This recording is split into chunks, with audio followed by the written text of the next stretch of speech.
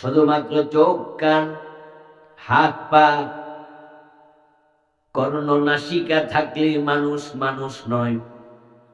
মানুষ হওয়ার জন্য মনুষ্যত্বের গুণ লাগে।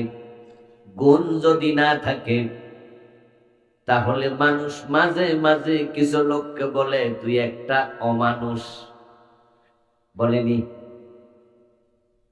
গাড়িটা তো মানুষই না, একটা অমানুষ। অথচ দেখতে সে মানুষের মতো, কিন্তু তাকে বলা হলো অমানুষ। এর কারণ হলো মানুষের যে গুণাবলী থাকা উচিত তার মাঝে সে গুণগুলো নেই। আমার বন্ধু, আপনি নিজকে মোমেন দাবি করলে চলবে না। কে কে মোমেন, কোন কোন গুণ থাকলে মানুষ মোমেন হয়? আল্লাহ কোরআনে সে গুণাবলীগুলো উল্লেখ করেছেন বিভিন্ন সূরাতে। সূরা মুমিনুনের মাঝেও তিনি কিছু গুণ বলেছেন। এখন এই গুণগুলো আমরা মায়ের পেট থেকে আসতে নিয়ে আসি নাই, এগুলো আমাদের অর্জন করতে হবে। চোখ, কান নিয়া জন্ম নেয়, হাত পা নিয়া জন্ম নেয়, নিলে মানুষ মানুষ হয় না। তাই বাচ্চা একটু বড় হওয়ার পরে বাবা তার হাত ধরে স্কুলে নেয়, মাদ্রাসায় নেয়, প্রিন্সিপালের কাছে ভর্তি করে তারপরে বলে দেয়, স্যার হুজুর বাচ্চাটা দিয়ে গেলাম, আপনি একটু মানুষ করে দিয়েন। আল্লাহর কাছে আমরা দোয়া করি, আল্লাহ আমার সন্তানকে মানুষের মতো মানুষ হিসাবে কবুল করো, ঠিক না? আমার প্রিয় ভাই, আমরা মায়ের পেট থেকে জন্ম নিয়ে মানুষ হয়েছি তা নয়, মানুষ হওয়ার জন্য চেষ্টা করা লাগে। ঠিক ইমানটাও তাই। ইমানদারের গুণাবলী হলো ইমানদার নামাজি হবে। মায়ের পেট থেকে কেউ কি নামাজি হয়ে জন্ম নিছে নাকি? ইমানদারের গুণাবলী হলো ইমানদার রোজা রাখবে। আমরা মায়ের পেট থেকে জন্ম নিয়ে কি রোজা রাখা শুরু করে দিয়েছি নাকি? আমার বন্ধু, মনুষ্যত্বের কিছু গুণ আছে যে গুণের কারণে মানুষ মানুষ হয়। অন্যের প্রতি ভালোবাসা দেখাবে, পরোপকারী হবে, মানুষের সাথে সৎ আচরণ করবে, মানুষের হিতাকাঙ্ক্ষী হবে, বিপদে আগায়া যাবে, জুলুম করবে না, কারো ক্ষতি করবে না। এই যে কয়েকটা গুণ বললাম, এই গুণগুলো মায়ের পেট থেকে কেউ আমরা নিয়ে আসি নাই। এগুলো অর্জন করে যেমন মানুষ হওয়া লাগে, মোমেনের কিছু গুণ আল্লাহ কোরআনে বলেছেন, ওই গুণগুলো অর্জন করেও মোমেন হওয়া লাগে। ওই গুণ অর্জন করেন নাই, শুধু দাবি করলেন আমি মোমেন। দাবি করলে মোমেন হওয়া যায় না। এজন্য যদি আমরা মোমেন হতে চাই, তাহলে মোমেনের গুণাবলীগুলো শিখতে হবে, জানতে হবে, এবং সে গুণাবলীগুলো নিজের ভিতরে অর্জন করতেই হবে। তা আমার তেলাওয়াতকৃত আয়াতে কারিমা হলো সূরা আল মুমিনুনের প্রথম 5টি। আল্লাহ তাআলা এই সূরা আল মুমিনুন শুরু করলেন পৃথিবীর মুমিনদেরকে একটি সুসংবাদ দেওয়ার মাধ্যমে। তিনি বললেন, কাদ আফলাহাল মুমিনুন, যারা মুমিন তারা সবাই সফল হয়ে গেছে। সুবহানাল্লাহ পড়েন। অতীতকালের শব্দ আফলাহা, ভবিষ্যৎকালের শব্দ হলো ইউফলিহু। আল্লাহ তাআলা বলেন নাই মুমিন সফল হবে, বরং আল্লাহ বলে দিলেন মুমিন সফল হয়ে গেছে। এর মানে হলো মুমিন যে হবে তার সফলতা নিশ্চিত। আর নিশ্চিত বিষয়কে অতীতকালের শব্দে মানুষ ব্যবহার করে, আল্লাহ করেছেন। যেমন কোন একজন হিন্দু, সে এসে আমাদের কাছে কালেমা পড়ল, আমরা তাকে মুমিন কালেমা পড়াইয়া বানাইলাম। এখন কালেমা পড়লো 1 মিনিট আগে, তার নামটা মুমিনের তালিকায় ঢুকলো। তো কাদ আফলাহাল মুমিনুন, মুমিনরা সফল। এই মুমিনদের ভিতরে তার নামটাও আছে। এখন আল্লাহ বলে 1 মিনিট আগে কালেমা পড়া লোকটাও সফল হয়ে গেছে, অথচ সে দেখলো তার গায়ের জামা আগেরটা আছে, পায়ের জুতা আগেরটা আছে, লেখাপড়ার মান এখনো বাড়ে নাই। সে মাত্র ঈমান আনলো 1 মিনিট আগে, তো সফল হয়ে গেছে। এটা কেমনে হলো? বরং বলা দরকার ছিল যেহেতু মুমিন হয়েছে সে সফল হবে, বলা দরকার ছিল ভবিষ্যতের শব্দ। কিন্তু আল্লাহ সব মুমিনের ব্যাপারে অতীতকালের শব্দ বললেন, বুঝাইয়া দিলেন ঈমানদার সফল হবে, তাতে কোনো সন্দেহ নেই।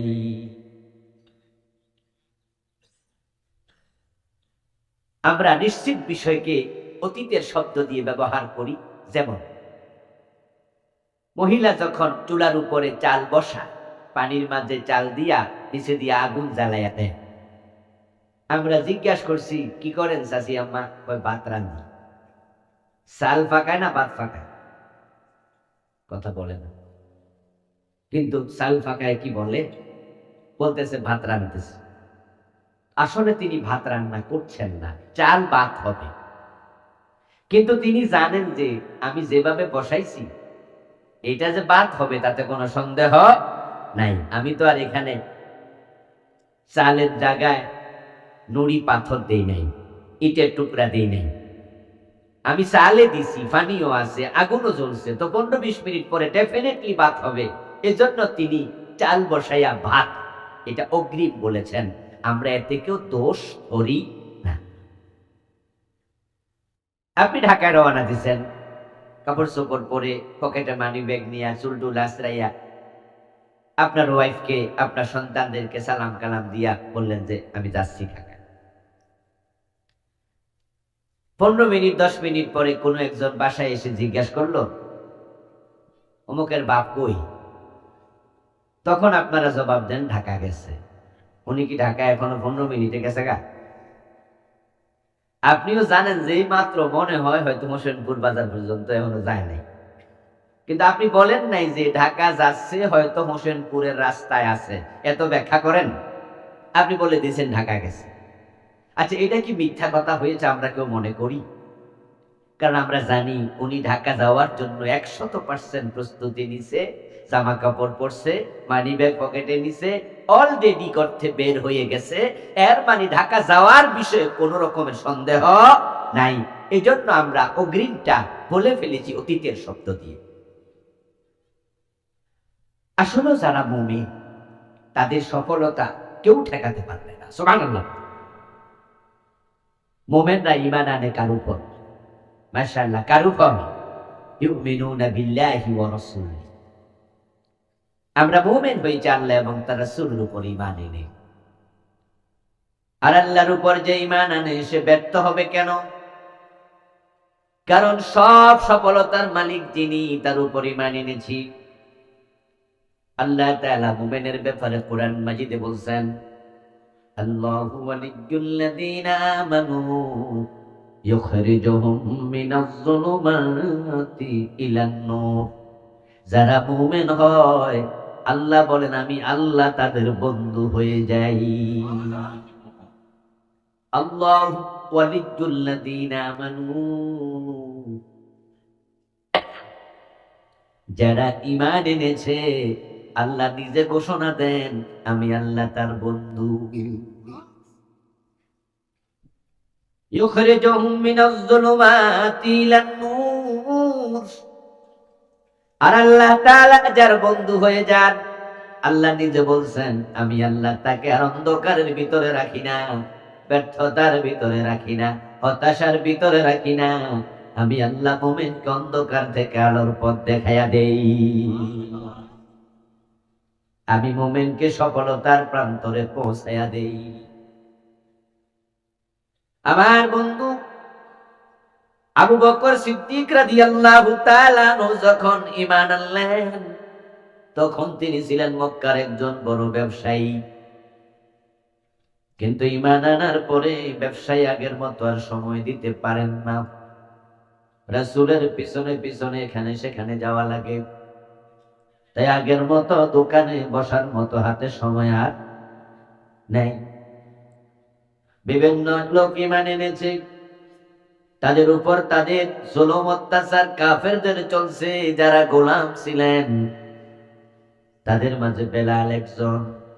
কালেমা পড়ার কারণে উনার মালিক উনার গলার মাঝে রশি লাগাইয়া টানতেছে। আমার রাসূল বলেন, আবু বকর, আপনার কাছে তো টাকা পয়সা আছে, বেলালরে যদি আপনি তার মালিক থেকে কিনে আজাদ করে দিতেন তাহলে আর মাইর খাওয়া লাগতো না। আবু বকর সিদ্দিক রাদিয়াল্লাহু তাআলা আনহু দোকানের পুঁজি থেকে টাকা দিয়া বেলালকে আজাদ করলেন। এতে করে দোকানের পুঁজিও কিছু কমে গেল। কিছুদিন যাওয়ার পরে আবু বকর সিদ্দিকের এক দোস্ত, যে জাহেলিয়াতের যুগে কুফফারের যুগে সেও ছিল একজন, উনার দোস্ত এসে বলছে, আবু বকর, মুহাম্মদের পিছনে ঘুরে ঘুরে তুমি তো ক্ষতির মাঝে পড়ে গেছো। আগের মতো দোকানে মাল নাই, দোকানেও সময় দেও না, ব্যবসায় পুঁজি নাই, তুমি তো দিন দিন লুজার হয়ে যাচ্ছ আবু বকর। আল্লাহ তাআলা তখন আবু বকর সিদ্দিকের কাফের বন্ধুর কথার প্রতিবাদ করে সূরা আসর নাজিল করে বললেন, ওয়াল আসর ইন্নাল ইনসানা লাফি খাসর ইল্লাল্লাযীনা আমানু। আমি সময়ের কসম করছি, আমি আল্লাহ ঘোষণা করছি, সব মানুষ ক্ষতির মাঝে আছে, তবে ইল্লাল্লাযীনা আমানু, যে ঈমান এনে মুমিন হয়েছে, আমি আল্লাহ তাকে ক্ষতি থেকে বাঁচাইয়া দেই। সুতরাং আবু বকর মুমিন না কাফের? সবাই বলেন, আবু বকর কাফের না মুমিন? তো দোস্ত বলতেছে, আবু বকর, তুমি ক্ষতির মাঝে পড়ে গেছো। আমার আল্লাহ প্রতিবাদ করে বলে, না, আবু বকর যেহেতু ঈমান এনেছে সে ক্ষতির মাঝে নাই, আমি আল্লাহ মুমিনকে ক্ষতি থেকে বাঁচাইয়া দেই।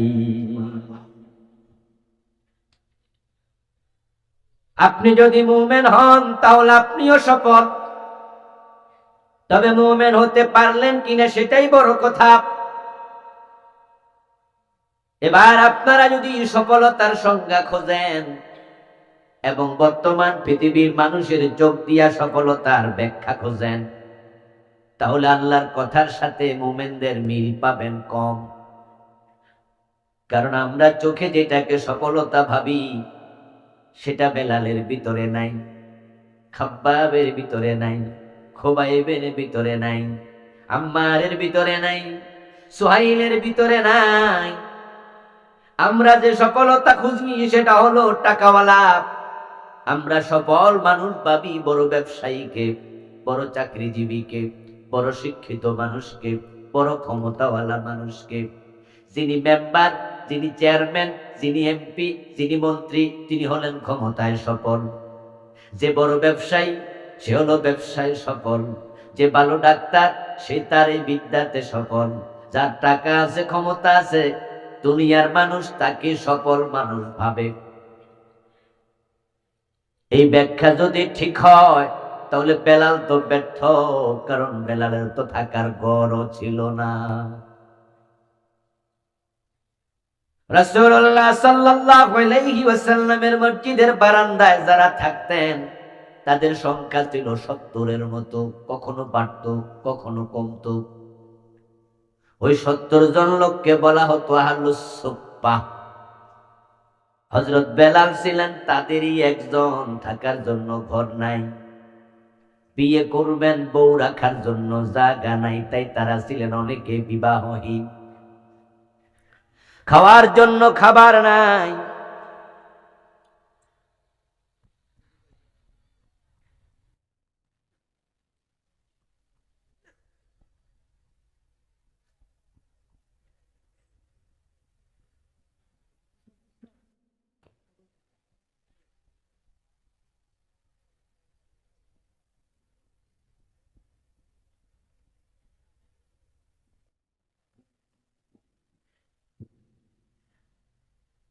বলছিলাম প্রিয় ভাই, খাওয়ার জন্য খাবার নাই, 2 দিন 3 দিন উপাস, এমন ঘটনাও ঘটেছে।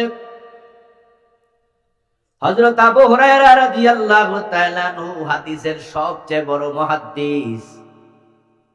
আবু হুরায়রা বলেন, আমি এমনও দিন গেছে আহলে সুফফাতে আমিও ছিলাম, 3 দিন লাগাতার খাওয়ার জন্য কোনো খাবার পাই নাই। ও প্রিয় ভাই, ক্ষমতা যদি সফলতার কারণ হয়, বেলাল ব্যর্থ মানুষ হতে বাধ্য। কারণ তিনি ছিলেন গোলাম, উনার বাবা গোলাম, উনার দাদাও ছিলেন গোলাম। সমাজের থার্ড ক্লাস নাগরিক নয়। সমাজের মানুষগুলো সাধারণত 3 ভাগে বিভক্ত। একদল কেবল উচ্চবিত্ত, যারা পাজারো জিপ এলেন কুজারে চলে, মার্সিডিজ বেঞ্জের গাড়ি চালায়, হাজার শত শত কোটি টাকার মালিক, তাদেরকে বলে সমাজের এলিট পার্সন, উচ্চবিত্ত। তারপরে এবার যারা তাদের মতো নয়, তাদেরকে বলে মধ্যবিত্ত। আর যারা রিক্সাওয়ালা, দিনমজুর, ঠেলাওয়ালা, সাধারণ দোকানদার, কৃষক, শ্রমিক, যেমন আপনারা আমরা যারা আছি, আমাদেরকে বলে নিম্নবিত্ত। এই হলো 3টা শ্রেণী। কিন্তু বেলাল এই 3 শ্রেণীর একজনও নয়। কারণ সমাজে গোলামদের মানুষের কোনো মর্যাদাই ছিল না। গোলামদেরকে মানুষ মনে করা হতো না। তাদেরকে বাজারে নিয়ে বিক্রি করে দিত, কিনে এনে এমন খাটুনি খাটাইতো যেটা মানুষের জন্য শোভনীয় না। ওদেরকে সমাজের থার্ড ক্লাস নাগরিকও বলা হতো না। বেলাল তো সেই ক্যাটাগরির লোক। দাদা গোলাম, বাবা গোলাম, গোলামের ছেলে গোলাম, ক্ষমতাও নাই, টাকাও নাই। কিন্তু আপনাদের কাছে আমি জানতে চাই, ওই ক্ষমতাহীন, টাকাহীন বেলাল কি ব্যর্থ না সফল? কাদ আফলাহাল মুমিনুন। আমার আল্লাহ কয় যে মুমিন নিশ্চিত সে সফল হয়ে গেছে। আমাদের ব্যাখ্যা মিলবে না।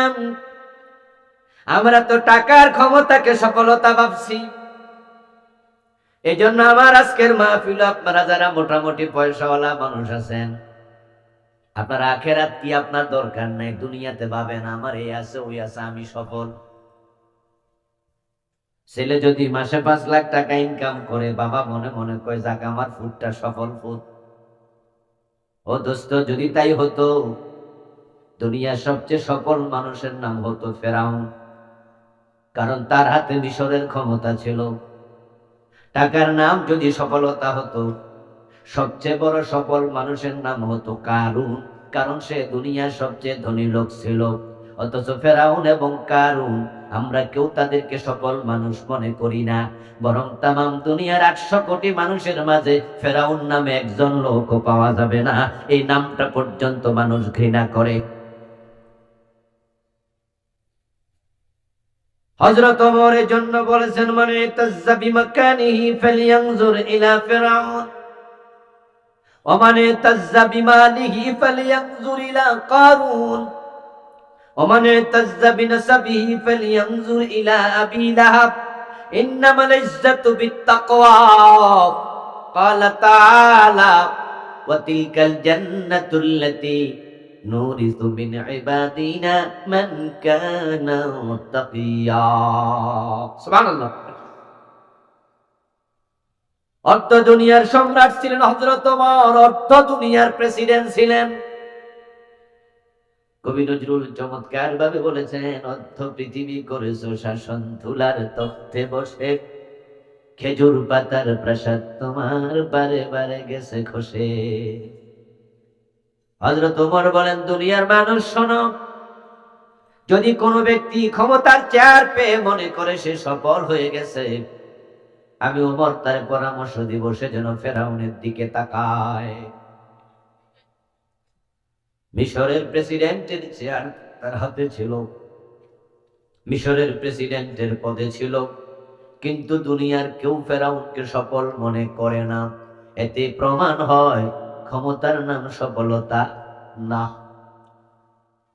ওমানে তাজ্জা বিমালিহি ফালিয়ানজুর ইলা কারুন। তোমরা যারা কোটি কোটি টাকার মালিক, বিঘা বিঘা জমিনের মালিক, তুমি মনে করো তুমি সফল, আমি ওমর পরামর্শ দিব কারুনের দিকে তাকাও। পৃথিবীতে যত ধনী মানুষ বিগত হয়েছে, কারুনের মতো ধনী পৃথিবীর কোনো মানুষ ছিল না, যার ব্যাপারে আল্লাহ তাআলা নিজে সূরা কাসাসের মাঝে কোরআনের আয়াত নাজিল করে বলছেন, ওয়া আতাইনাহু মিনাল কুনুজ, আমি কারুনকে গুপ্ত ধনের ভান্ডারগুলো দিয়ে দিয়েছিলাম। এত সম্পদ উনার ছিল, তার সম্পদ রাখার যে ধনাগার ছিল, লকার ছিল, আলমিরা ছিল, ওগুলোর চাবি বহন করার জন্য একদল লোক ছিল যারা চাবির ভারে তাদের গর্দান নুয়ে যেত। অথচ আল্লাহ তাআলা তাকে তার টোটাল সম্পদ সহ জমিনের তলায় ধসাইয়া দিছে। আজকের পৃথিবীতে 800 কোটি কম বেশি মানুষ কারুন নামে একজনের নামও পাবেন না। এই নামটা পর্যন্ত গালি হয়ে গেছে, ঘৃণিত হয়ে গেছে। পয়সা তো ছিল, তাহলে সফলতাটা কি? হযরত ওমর বলেন, ইন্নামাল ইজ্জাতু বিত্তাকওয়া, সফলতা হচ্ছে তাকওয়ার নাম, ঈমানের নাম। যার ঈমান আছে, যার তাকওয়া আছে, সেই হলো সফল। কারণ ঈমান এবং তাকওয়ার বিনিময়ে আল্লাহ জান্নাত দেবে। যে জান্নাত পেয়েছে সেই সফল হয়েছে, যে জান্নাত পায় নাই সে ব্যর্থ হয়েছে। জান্নাত হলো সফলতার নাম। এবার বলুন তো, হযরত বেলালের ভাগে জান্নাত আছে না নাই? ফেরাউনের ভাগে জান্নাত আছে? কারুনের অংশে, কারুনের তাকদীরে জান্নাত আছে? কারুনের টাকা আছে, ফেরাউনের ক্ষমতা আছে, দুজনের একজনের কপালে জান্নাত নাই। বেলালের ক্ষমতাও নাই, বেলালের টাকাও নাই। প্রিয় নবী মেরাজ থেকে ফিরে এসে বলেন, বেলাল, আমি মেরাজের রাতে জান্নাতে ঢুকেছি, আমার আগে আগে তোমার পায়ের শব্দ শুনেছি। বেলাল দুনিয়ায় থাকতে জান্নাত পেয়ে গেছে, এই জন্য আমরা বেলালকে সফল মানুষ মনে করি, ঠিক কিনা? বেলালের চেহারা কি খুব সুন্দর ছিল?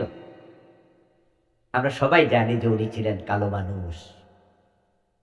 3 জন কালো ব্যক্তি পৃথিবীতে বিখ্যাত। একজন হযরত লোকমান হাকিম, নাম শুনেছেন? হযরত লোকমান আলাইহিস সালাম, যার নামে কোরআন শরীফে একটা সূরাও আছে, সূরাতুল লোকমান। উনি ছিলেন কালো। হযরত বেলাল, তিনি ছিলেন কালো। হযরত ওমরের দাস মাহজা, বিখ্যাত মুহাদ্দিস, তিনিও ছিলেন কালো। চেহারা সুন্দর নয়, সমাজে এলিট পার্সন নয়, পয়সাওয়ালা না, ক্ষমতাওয়ালা না, কিন্তু রাসূল বলে, বেলাল, আমি জান্নাতে ঢুকছি, আগে আগে কিসের শব্দ? জিবরিল জিজ্ঞাসা করলাম, আগে কিসের শব্দ শোনা যায়? জিবরিল বলেন, আপনার আগে আগে বেলাল জান্নাতে ঢুকতেছে।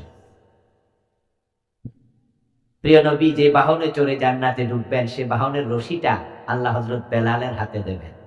বেলাল সে বাহন টেনে টেনে যাবে। যে বাহন টানে সে পিছে থাকে না সামনে থাকে? এই জন্য বলছে, হুজুর, বেলালের পায়ের আওয়াজ শোনা যায়, সে জান্নাতে আপনার আগে আগে ঢুকতেছে। সুবহানাল্লাহ। এই জন্য আমরা সফল হতে চাইলে টাকাওয়ালা হওয়ার চেষ্টা বেশি করব, ক্ষমতাওয়ালা হওয়ার চেষ্টা বেশি করব, না জান্নাত পাওয়ার চেষ্টা বেশি করব? মুমিন হওয়ার চেষ্টা বেশি করে করেন। ক্ষমতা খারাপ জিনিস নয়। এই জন্য প্রিয় নবী ক্ষমতার জন্য দোয়া করছে। আমরা এটাকে খারাপ বলি না, উপেক্ষা করি না। টাকা পয়সা খারাপ জিনিস না। টাকা পয়সা ছাড়া হজে যাবেন কেমনে? মসজিদ বানাবেন কেমনে? নামাজ পড়ার জন্য কাপড় কিনতে হবে না? 17 টাকা ফরজ, তো টাকা না হলে কাপড় কিনবেন কেমনে? ক্ষমতাও দরকার, টাকাও দরকার। তবে ক্ষমতা এবং টাকা যদি জান্নাতমুখী না করে, তাহলে ক্ষমতা এবং টাকা জাহান্নামে নিয়ে ছাড়বে, ঠিক না? ওই ক্ষমতা আমাদের জন্য ক্ষতিকর, ওই টাকা আমাদের জন্য ক্ষতিকর। আরে ভাই, টাকা লাগবে তাই বলে কি সুদ খাওয়া শুরু করবেন? টাকা লাগবে তাই বলে কি ঘুষ খাওয়া শুরু করবেন? টাকা লাগবে তাই বলে কি মানুষের চুরি ডাকাতি করে টাকা নিয়ে আসবেন? না। টাকা এবং ক্ষমতা, এই দুনিয়া আমাদের কাছে হোক নৌকার তলার পানির মতো। আমার বন্ধু, টাকা ছাড়া চলবে না। ক্ষমতায় যদি আপনি না যান, ক্ষমতায় না গেলে কোরআনের আইন, চোর ধরে হাত কাটার আইন বানাবেন কেমনে? ক্ষমতায় না গেলে মদ পান করলে 80 বেত লাগাতে হবে, সে আইন বানাবেন কেমনে? ক্ষমতায় না গেলে চুরি ডাকাতি হলে জেলে নেয়ার আইন, ফাঁসি দেওয়ার আইন বানাবেন কেমনে? এই জন্য ইসলাম ক্ষমতার কথাও বলেছে। প্রিয় নবীজি সাল্লাল্লাহু আলাইহি ওয়াসাল্লাম মক্কা থেকে হিজরত যখন করে মদিনায় গেলেন, যাওয়ার পথে রাসূলও ক্ষমতার জন্য দোয়া করেছেন। কি দোয়াটা করেছেন সেটা কোরআনের আয়াত, ওয়াজআলনি মিন লাদুনকা সুলতানান নাসীরা।